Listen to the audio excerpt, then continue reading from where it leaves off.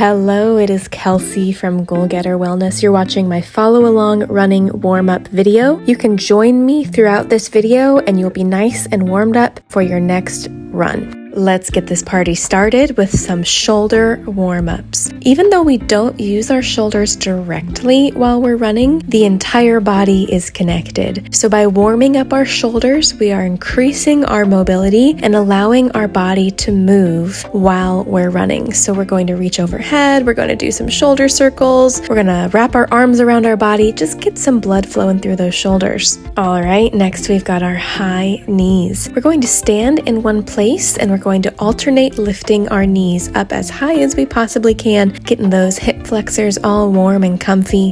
While we have a second, let me explain why we need to warm up. The purpose of a dynamic warm-up is to allow us to gently and gradually elevate our heart rate and gradually increase our mobility and our range of motion. Think about turning on these muscles that we'll use so that we can activate them while we're running. All right, let's do some side lunges.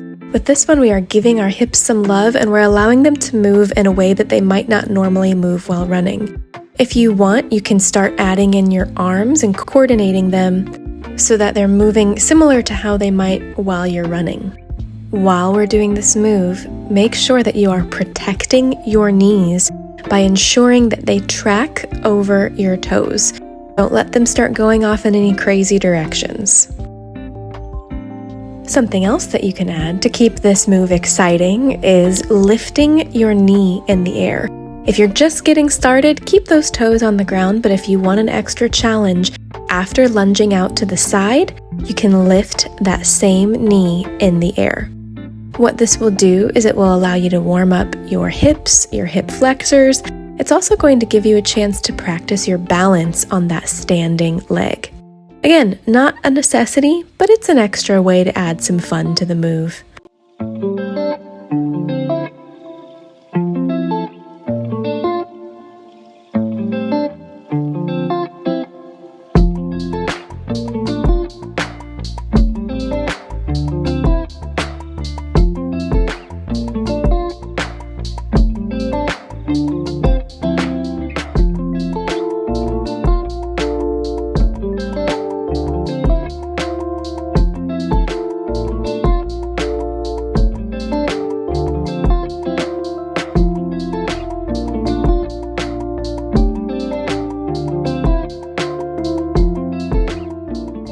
Let's start with some standing hip circles. This is another great balancing move. You're going to stand on one leg, and with the leg that you're not using to stand, you're going to begin rotating it in a circle. You're going to do a couple in both directions. While you're doing this, make sure that you're not rocking your body from side to side. Really be intentional about only moving that leg that you're rotating.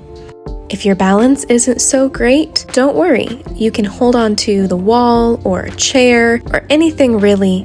The main point here is to rotate the hip and warm up that hip socket. The balance is just a secondary bonus if you're comfortable with it.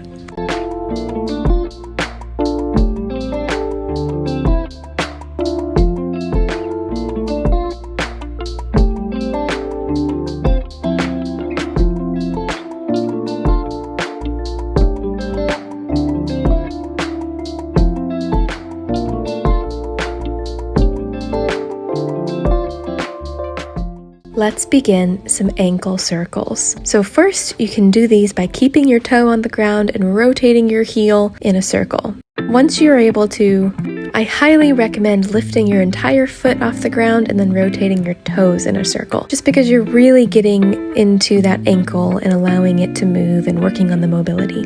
I do know people who have injured themselves doing ankle circles just getting started, so I recommend keeping your toes on the ground until you're sure that your ankle can handle the rotations.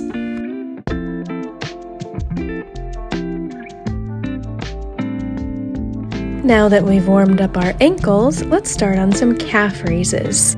These are super simple. All you have to do is stand and then lift your heels up off the ground as high as they can go.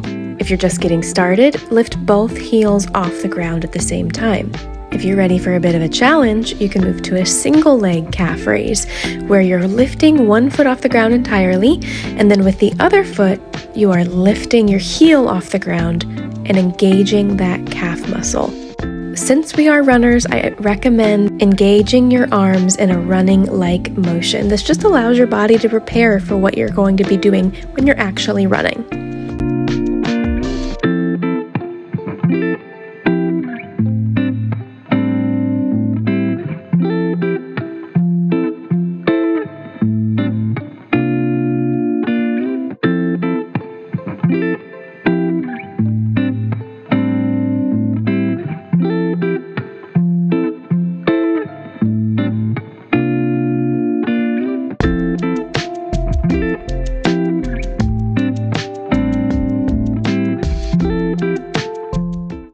Let's do some side skips. This is another great lateral movement like our side lunges, where we are allowing our hips to get into the party in the way that they might not normally do while we're running in a forward motion. Moving in multiple planes is super helpful during warm-ups and during cross-training. Once you've got the lateral skip motion down, add in your arms so that you can continue to allow your heart rate to elevate gradually.